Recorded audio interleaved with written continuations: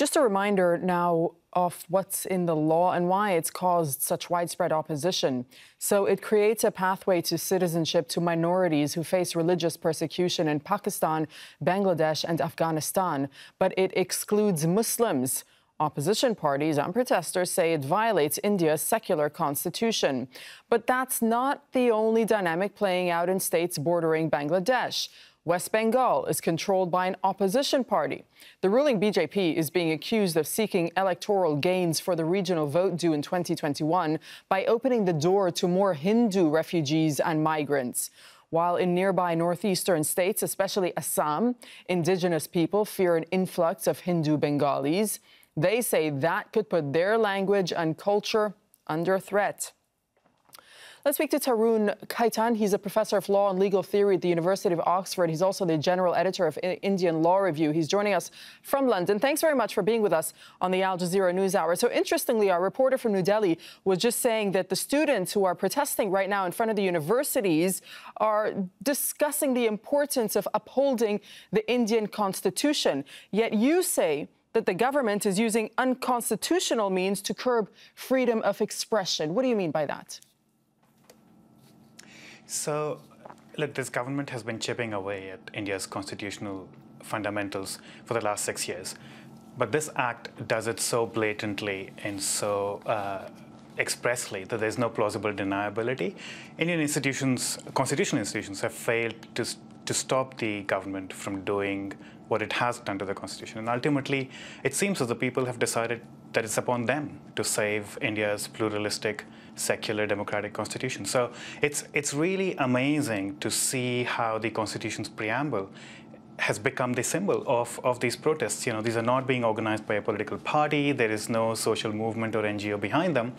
And, you know, the preamble being read out publicly, collectively, in almost every protest that has been happening around this act is really astonishing. Of course, the state's response has been remarkably disproportionate and blatantly unconstitutional. So clampdowns on freedom of speech.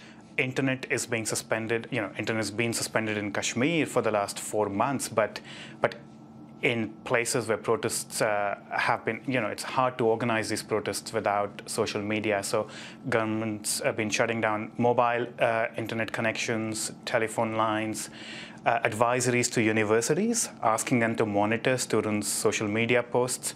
The police has been imposing what's called Section 144 of the Criminal Procedure Code, which basically makes it illegal for any crowds to assemble, which again, without although it's permitted in law, it has to be for very good reason for protecting law and order situations. That's what I wanted to ask you about specifically, in fact, Section 144, because in the Constitution, it does authorize officials to prohibit, among other things, a gathering, as you're saying, of more than 4 people if they fear a possible violation of law and order. So you're saying that the government is not acting within the Constitution when it implements that Section 144?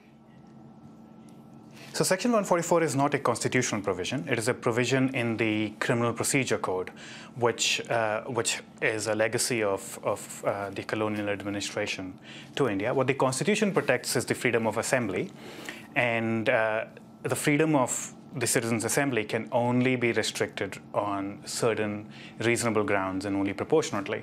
So yes, the government has the power under 144 to clamp down on assembly, but it can do so only for very good reasons, and it has to follow proper procedures and have substantive reasons. So it cannot, for example, what the government cannot do is use 144 to stop the expression of citizens' dissent or any citizens group that wants to advocate for a change in policy or show its disaffection for any governmental policy.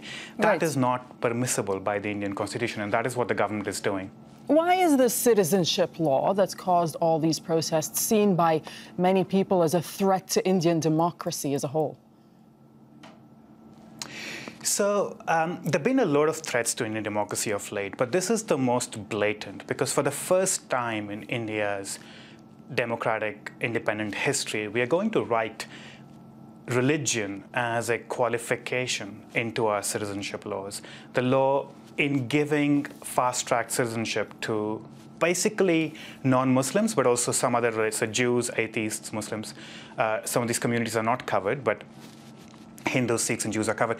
That is just so blatantly against the very core of the Indian constitutional identity, which is to seek to build a nation that is not based on religious identity, that is secular, that is pluralistic, that is diverse, and it's celebrated that diversity for the last 70-odd years. So that it's the explicitness. A lot of these government's policies have been sort of dog whistle politics of everybody knows the code is anti-Muslim.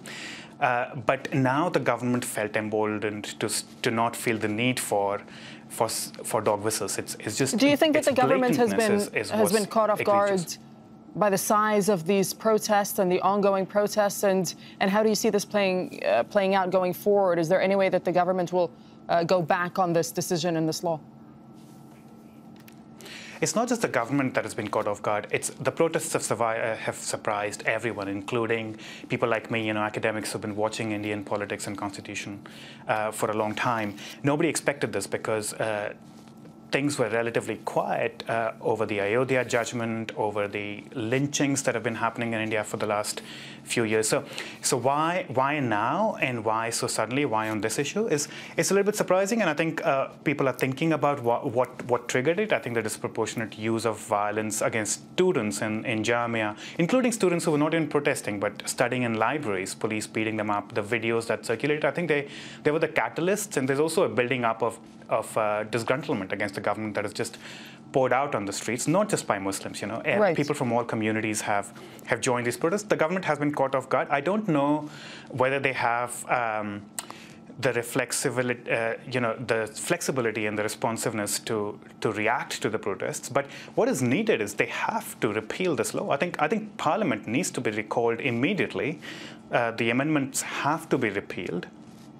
But a lot else has to be done, because what this government's intentions in relation to its Muslim population, to India's Muslim population, is deeply under suspicion. And the government has to prove its good faith now by passing an anti-discrimination law and do a host of other things to win the trust of the people. Tarun Khaitan, we thank you very much for joining us from London.